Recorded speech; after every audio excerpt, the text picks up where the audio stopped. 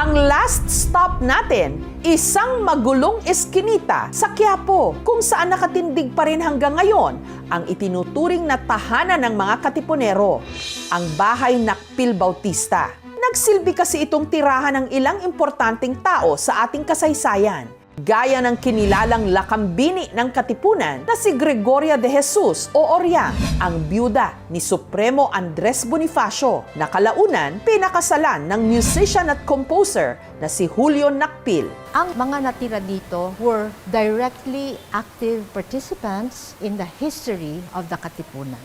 Itinayo ito taong 1914. Sa ngayon, isa na itong museum. For a basic tour, it's 80 pesos. Magastos ma-maintain. We have to ask people to pay a certain amount. Ang tiket ng mga bisitang papasok dito, replika ng sedula na pinunit ng mga Katipunero noong himagsikan. Mabuhay ang Katangalungan!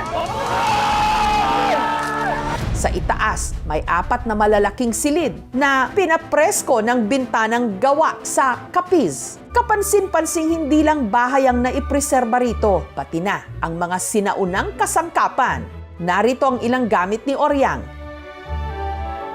Meron din ditong maliit na silid-aklatan. Yung responsibility, it goes both sides, no, sa owner and at the same time doon sa national government natin through the national heritage agencies natin katulad ng NHCP. Yan yung kaakibat na penalty pag halimbawa sa itsura niya ay hindi mo siya inaayos. Nasa building code yun eh. At the same time, sa heritage law naman natin, may sinasabi na kung halimbawa hindi kaya ng may-ari na i-repair o ayusin yung structure niya, pwedeng mag-take over yung government para tulungan sa pamamagitan ng isang compulsory repair order na pangalagaan yung structure na yun. Hindi lang pamahalaan dapat ang nangangalaga dyan. Lahat ng mamamayan ay dapat kasama. Mahirap talagang i-preserve ang pamanang pangkasaysayan kasi talagang mahal, may cost. At hindi rin lahat ay ating pine-preserve. Pero pinipili natin, ano ba yung may saysay sa atin? Nagiging makasaysayan lang isang bagay kung nalalaman natin yung kwento nito, yung saysay nito, at nagiging makabuluhan na siya sa buhay natin at sa puso natin.